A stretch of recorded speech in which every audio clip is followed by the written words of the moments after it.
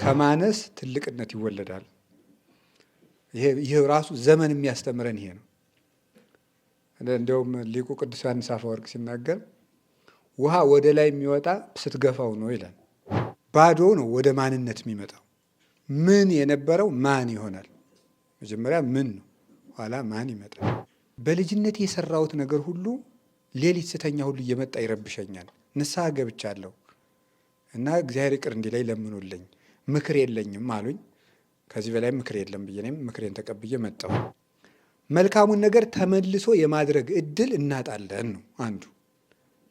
ክፉውን ነገር እንደገና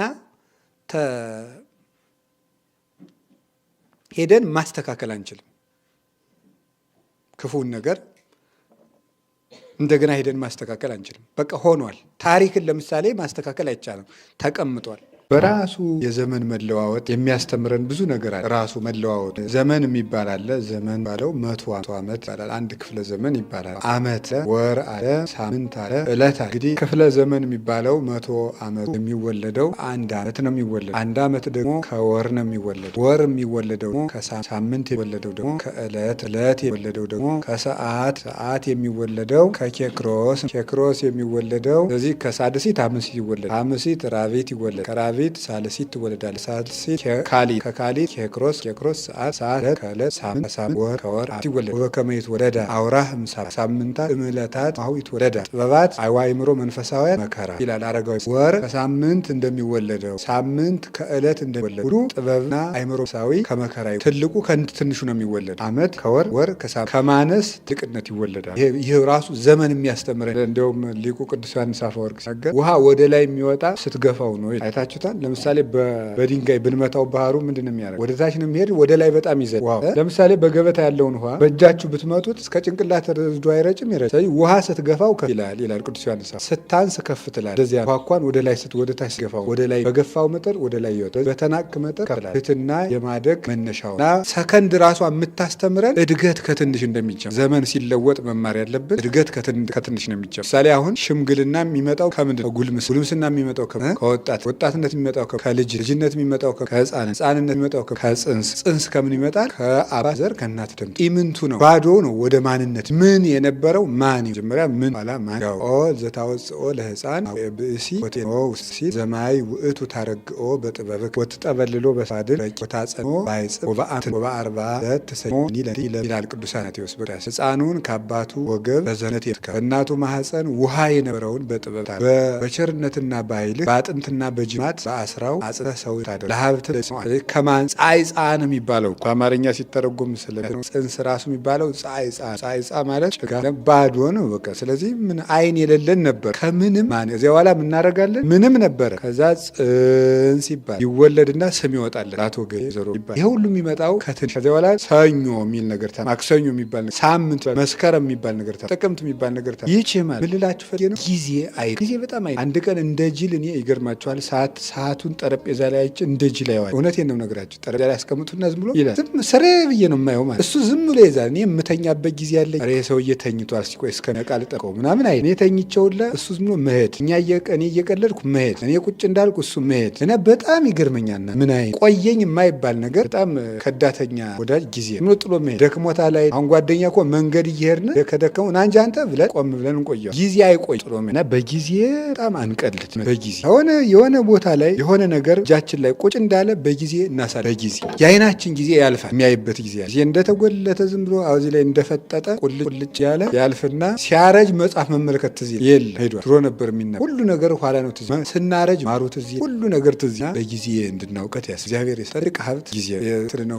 ከበደ ሚካኤል ነው መሰል ገጣሚ ያለ ካልተሳበት ቶሎ ተሽቀዳድሞ ጊዜ ታክሲ አይደለም። ታክሲም ከሞላለት ጥሎ ነው የሚሞላለት እና ጊዜ ያለው ሁሉ ነገር ጊዜ ያለ መወደድም ጊዜ ያለ። አሁን ለምሳሌ ወጋችን ሁሉ ሰው የሚሰማበት ጊዜ አለ። ስንሸመግል ደግሞ ማንም መስማት አይፈልግም። ቢገርማችሁ ሰው ሲያረጅ ጭንቅላቱ ውስጥ ሁለት ነገሮች በእኔ መረዳት ነው አርቻ አላየሁት የሆነ ማዕከላዊ ነገር ግን ስረዳው እየመጽሐፍ ያነበብኩ ስገመግም ሰው ሲያረጅ ጭንቅላቱ ውስጥ የሚቀር ሁለት፣ አንደኛው እንደዚህ ባላደርግ ነው አይወይ እንዲህ ባላደርግ በ20 ዓመቴ እንዲህ ባላደርግ የዚያኝ የገሌ ጓደኛ ነው ወይም ወደዚህ ሀገር ባለ እንትና ጋር ባለ ወይም እንዲህ ባላደርግ ይሄ ይኸውላችሁ ወጣትነትና ያረጋ ውሃ አንድ ያረጋ ውሃ ላይ ሄዳችሁ ፊታችሁ እንዲህ ብላችሁ ይዩት። ያሳያል? አያሳይም። እንዲህ ሲል አያሳይም። መርጋት ሲጀምር ሰምን ያደርግ ፊት ቁልጭ ብሎ ይታያል። እርጅና የመርጋት ጊዜ ነው። የዚያን ጊዜ ድሮ የተሳሳት ነው ሁሉ ቁልጭ ብሎ ይመጣል እንደ መስታወት። አይኑን አፍጥጡ። ድሮ እንደ ቅዠት ስናደርገው የነበረው አደገኛ ነው። ባለፈው በሰኔ ወር ቀደም ብዬ ግንቦት ላይ ጀርመን እና የዩጎዝላቪያ ቤተክርስቲያን ውስጥ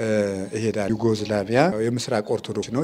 ከኛ ቤተክርስቲያን ጋር አንድ አረብ ልሳለም አይደለልኩት። የእኛ ቤተክርስቲያን ያው ተከራይተው እሱ ጋር ይቀድሳል። ተከራይተው ሳይሆን ፈቅደውላቸው እና የእኛ ቤተክርስቲያን ልሳለም ሲሄድ አንድ ትልቅ ሴትዮ ፈረንጅ ናቸው መጽሐፍ ይሸጣል። የእነሱ ሱቅ ላይ ነው የሚሸጡ።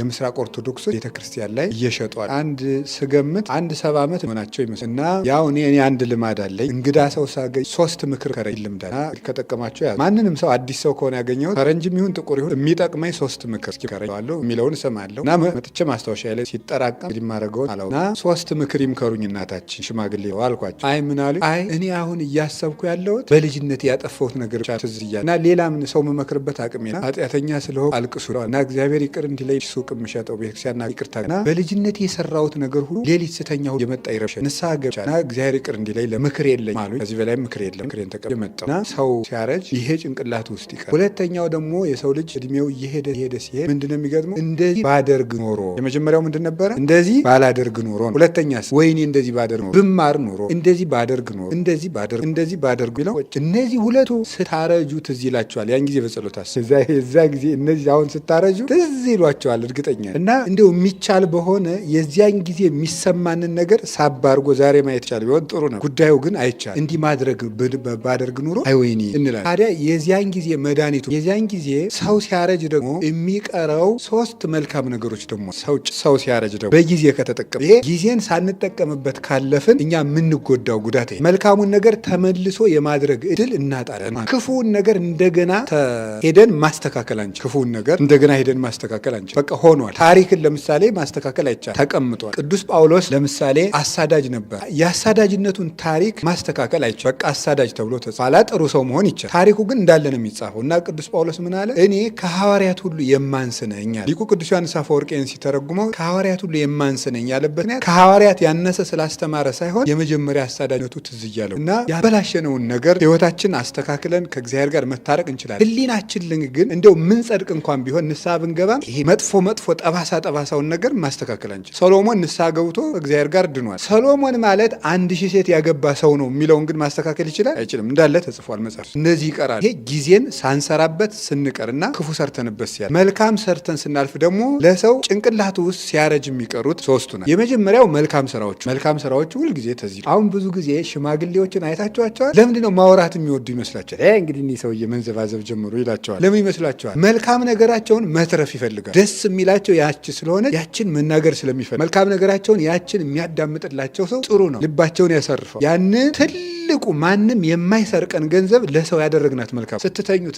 የያዕቆብ ኑሮ ይባላል። በነገራችሁ ላይ ያዕቆብ የይስሐቅ ልጅ ግብፅ ተሰዶ ከልጁ ዮሴፍ ቤት የኖራት ኑሮ ምንድነው የምትባለው? መልካም አረጋውያን ጥሩ ነገራቸውን ያስታወሱ ያለ ሐዘን የሚኖሩበት ጊዜ ነው ይባላል። ይሄ እርግና ሰናይ የሚባል መልካም እርጅና የሚባለው የያዕቆብ ኑሮ ይባላል። በህሊናቸው ውስጥ የሚመላለስ ክፉ ነገር የሌለባቸውና ሁልጊዜ መልካም ነገርን ከልባቸው እያወጡ ያወጽ ብሎ የዋህዲስ መዝገቡ የተባለ ያጠራቀማትን መልካም ነገር ለብቸኝነቱ ጊዜ እያወጣ የሚጠቀምባት ሰው። ሁለተኛ ትርጉሙ የያዕቆብ ኑሮ 10ኛው ማዕረግ ላይ የበቁ ዮሴፍ ክርስቶስ ይባልና የበቁ ሰዎች የሚኖሩትና ያዕቆብ ግብፅ ውስጥ የኖራት ጊዜ መጀመሪያ ይሄ በልቅሶ ያለፈ ዘመን ነው ብሎ የተናገረው ዋልቃ በእንባዜ ያለው ያኛው በገድል የሚኖሩት የቅዱሳን እድሜ ነው። ከዮሴፍ ጋር የኖረው ግን ከክርስቶስ ጋር ከተዋሃዱ በኋላ ቅዱሳን በደስታ የሚኖሩት የብቃት ዘመን ይባላል እና መልካም ነገሮቹ ምክንያቱም ሰው ሲሸመግል ንግግሩን የሚፈልገው ስለዚህ ብቻውን ነው ቁጭ የሚል ብቻውን ቁጭ ሲል እነዚያ መልካም ነገሮች ይመጡለታል። አልሰምታችኋቸዋል? አንዳንድ ሽማግሌ ይገርማቸዋል። ያቶ ገሌ ልጅ ሰጥቼ ዳርኩት፣ እንትናን ጎጆ ሲወጣ ይሄን የሰጠሁት፣ እነንትና ይሄንን ሲያረጉ እንዲያስታረቋቸው እኔ ነኝ፣ ለእንትና እንዲማር ያረኩት እኔ ነኝ እያሉ መዘርዘር የሚፈልጉ ጥሪታቸው የሽማግሌ የወጣት ጥሪቱ ምንድነው? ወሬ ያለው ሩጭ ያለው የፈልገዋል። የሽማግሌ ጥሪቱ ግን መልካም ታሪክ ነው። መልካም ታሪክ የሰራ ሰው ህሊናው በደስታ ይኖራል። እርጅናን ማሳመር በጣም ጥሩ ነው። በነገራቸው እርጅናን ማሳመር ተወዶ ማታ ከመጠላት ማታ ጠዋት ተጠልቶ ማታ መወደድ ይሻላል። መጨረሻውና የገጠር ሰው ሲመርቅም የማታ እንጀራ እንጀራ ይስጥ። ሁለተኛው ለሽማግሌዎች የሚቀራቸው መልካም ነገር ሊሆን ታውቃለህ። እውቀት በሽምግልና ጊዜ በጣም ጥሩ ምግብ አይታችሁ ሽማግሌ አይታችሁ አታውቁም? ግን እኔ አውቃለሁ የጃጅ ሽማግሌዎች ልጁ ነን በጎረቤት አውቃለሁ። ጃጅ ተው ምንም ጀመር አባ ምናምን እየተባሉ ድሮ እንግዲህ ያን ሰውዬ ለማየት የሚመኝም ይኖራል። እባክህ አግኝቼ ላወያይህ ቀጠሮ ያዝልኝ ያሉትም ይኖራል። ዳኛ ሆኖ ሲፈርድ የዛ ጊዜ ግን የልጅ ልጆቹ አይሰሙት ልጆቹ ብቻው የሚንጨነቅ ታዲያ ብሉያት ሐዲሳት ወይም ሌሎች ጥሩ መጽሐፍ በጭንቅላት የያዘ ሰው ግን ያንን ይተርካል። ወጣና ያለ ደስ ይለዋል፣ አይከፋውም። እና ሰው ሲጥለን ጭንቅላታችን ውስጥ ማን ይቀራል? የሸከፍናት እውቀት ያቺ ታሪክ እየተረክ እያጣጣም እንኖራለን። ይሄ ጥሩ ነገር እና ዳዊት ለዚህ ነው አይምሮዬ በተለየኝ ጊዜ አትተወኝ ያለው። መደመጥ ሲጠፋ ልብ ሲናገር ማድመጥ የምንችለው ልብ የሸከፈው ነገር በቃ። ሶስተኛ ሰው ሲያረጅ ማን ይቀራዋል? ሰው ሲያረጅ ወጣት ከሆንክ ጉልበት አለ፣ ጤና አለ፣ ጓደኛ አለ፣ ዘመድ አለ፣ ንብረት አለ፣ ሰርተ ማምጣት። ሰው ሲሸመግልሳ ማን ይቀራዋል? አሁን ህፃን ሳሉ አባቴ ናፈቀኝ ገበያ ሄደሽ አምሽተሽ መጣሽ ናቴ ያሉ ሲናፈቁ የነበሩ ሰውየው ወይም እናት አባት ሲያረጁ ያቺም የራሷን ባላ ግብታ ልጆቿ ጋር መንጫ ያምዚያ ጋር ቤተሰብ ብቻው ሰውየው ይቀራል። ማን ይቀራል ግን? እግዚአብሔር። ያንን እርጅና የሚያድሰው ማን ነው? እግዚአብሔር። ዘይሄድሳ ከንስ ተገባሪ ሳለው ንስር ሲያረጅ በሳት ያደሰው እርጅናን አድሶ ደስ የሚያሰኝ በጎ ነገር የሚያሰኝ እግዚአብሔር። እና ዘመዶቼ ለእርጅናችን ጊዜ ጥሪትና 3 ጥሪት ነግሬያቸዋል። ማን መልካም ስራ፣ እውቀትና እግዚአብሔር። መጨረሻ ላይ የሚቀሩን እነዚህ ናቸው። ሌላው ግን ጥሎሃጅ። ምክንያቱም ጥሩ ንግግር ስንናገር የሚወዱናል። ከዛስ ለምሳሌ አሁን እኔ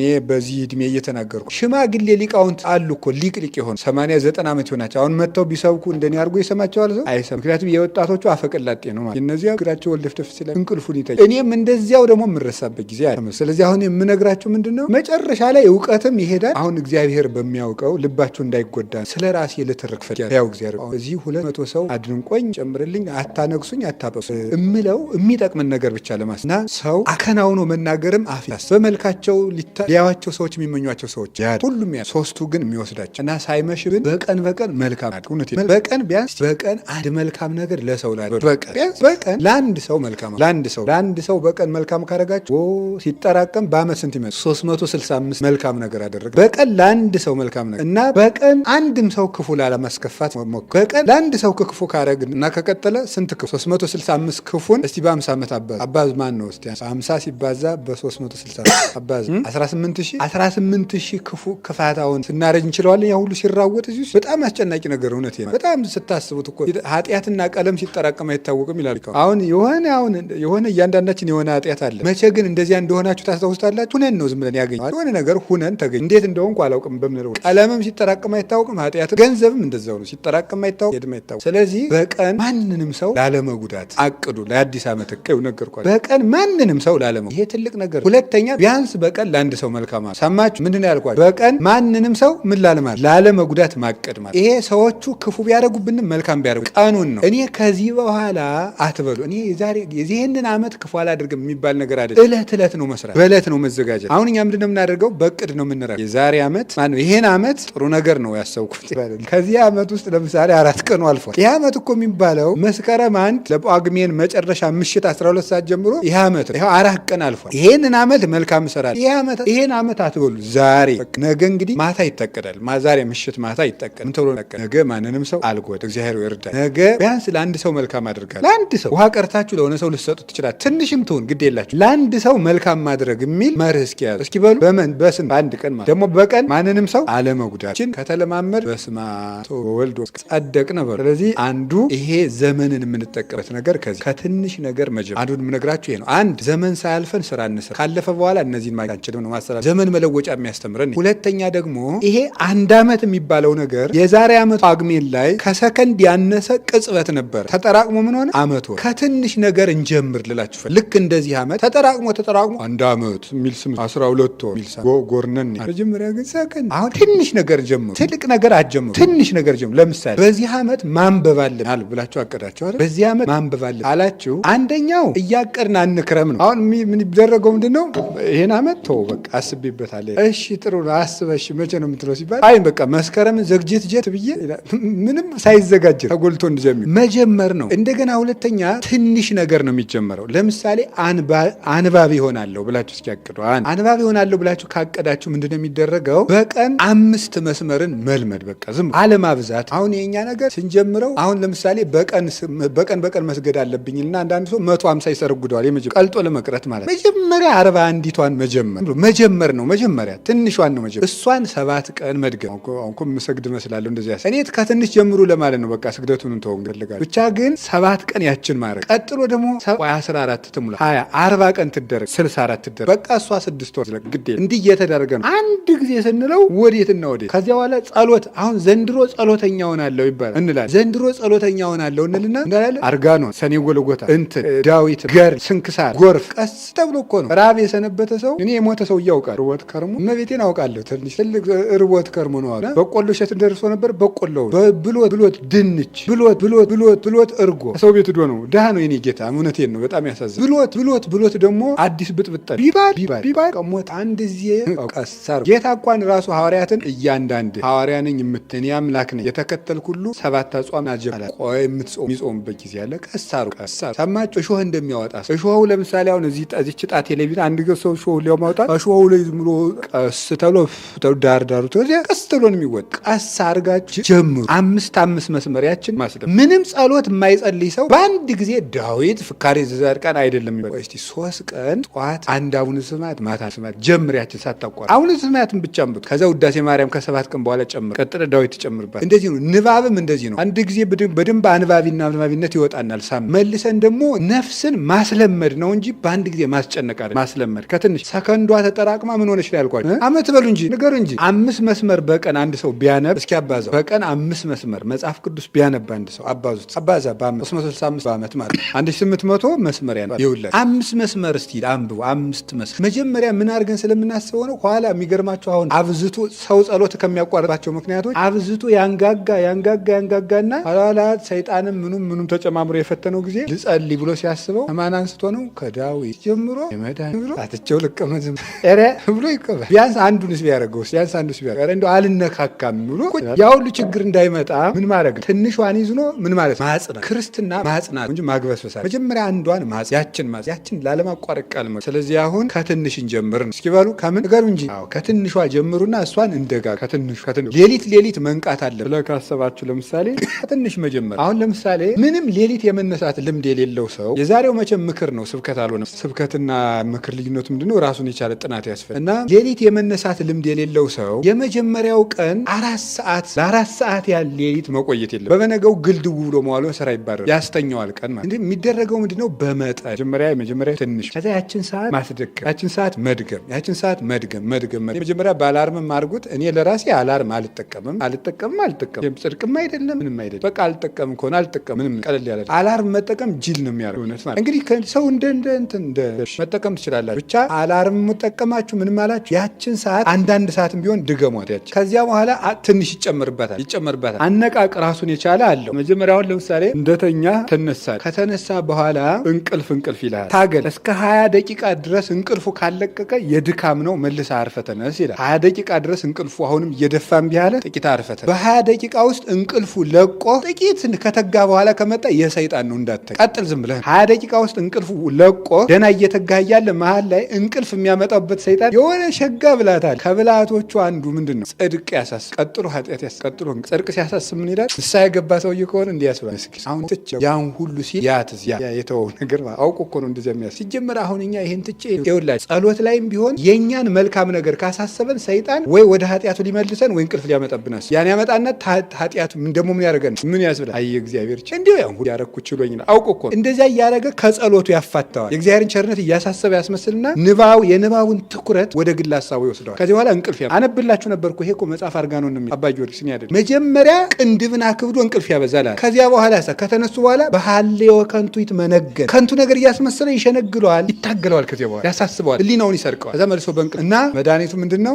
ትንሿን ምን ማድረግ ነው? በሉ አይዟችሁ። አቤት ማስለብ። አሁን ለምሳሌ በአንድ ጊዜ ሐሜት ተዋል ብትሉ አይሆንም። ምክንያቱም አብራችኋቸው ስታሙ ሰው የነበሩ ሰዎች ይቆጣሉ። እንዴ ከባድ እኮ ሊቆጡ ነው። ምንድነው ታዲያ ማድረግ ያለብን? አሁን ለምሳሌ ደርሰን ማለት ዛሬ እሑድ ነው አይደል? እስከ ትናንትና ማታ ስናማ የነበርን ሰዎች ማታ ሰኞ እገሊት ይገርምሻል፣ ነገሌ ብለው ገሌ ይገርማል፣ ነገሌ ስነሳ እኔ ከዛሬ ጀምሮ ቄሴ ደግሞ መቼ የጀመርከው ጽድቅ ነው ደግሞ ብሎ እንትን ይላሉ ማለት። እንደዚያ ከማድረግ መጀመሪያ ምንድነው የሚደረግ? ርቀት ማበጅ ወይም ቁም ነገር ማውራት ወይም ወግ ማስለወጥ። ወግ ማስለመጥ አንድ ብለሃል። እነገሌ እንዲህ ብለው ሲል ሰውየው ወይም እነገሌ እንዲህ አረጋ ፈሪ ብላ ሲል አንተዬ እንደው ትናንት ራሴን አሞኝ ምንም አለቀቀኝ ወጉን መለወጥ። ሌላ ወግ አምጥቶ ወጉን በወግ መለወጥ ይቻላል። ቀስ አድርጎ ነው ሐሜት ያኛውንም እንዳይከፋው ተደርጎ ያም ብልሃት ይፈ በትንሽ አሁን ይሄ ስለ ዘመን መለወጫ መግቢያ ነው የሰጠዋቸው። ርዕሴን አዲስ ዓመት አዲስ ሰውነት ያለ ግን አልነካሁት ያልኳ አጠቃላይ ዘመንም ሲለወጥ ምንድነው እኛ ማሰብ ያለ የሚለውን ዘመን እየተለወጠ ስለሆነ ቆሞ ስለማይጠብቀን ኋላ እንዳይጸጽተን እንስራ የመጀመሪያው መልእክቴ ነው። ከዛ ደግሞ ዘመን ከትንሽ ጀምሮ ነውና የተለወጠ ከትንሽ ጀምረን እንለወጥ። ከትንሽ ጀምሮ ከሰከንድ ጀምሮ በዓመት ተለወጠ። እኛም ከትንሽ ጀምረን በሉ ከትንሽ ጀምረን ምን ማለት እንለወጥ። ለምሳሌ መጽሐፍ ቅዱስ ላይ ብናመጣው ቅዱሳን ሐዋርያት ዓለምን ሁሉ አስከትለዋል አይደለም? የነሰን ተሉ አምህርተ ሰናይ ለፍኖት ተብሏል እኮ። እኛስ ሐዋርያት ያስተማሩን በጎ ጎዳና እንከተላለን ተብሎ ሐዋርያት መሪዎቻችን ዓለምን ሁሉ አስከተሉ። የጀመሩት ግን ምን በማድረግ በመከተል ጀመሩና አስከተሉ። መጀመሪያ ከትንሽ ነው የሚጀምሩ። ሳይገባቸው ተከተሉ። ዓለምን እያስተማሩ መጀመሪያ ከትንሽ ነው ብድግ መረብን በመተው ጀመረ፣ ልቡን ሁሉ ተው። መረብን ያልተወሰው ሰውነቱን ለሳሰጣች ትንሽ ነገር በመተው ነው ትልቅ ነገር መተው መለማ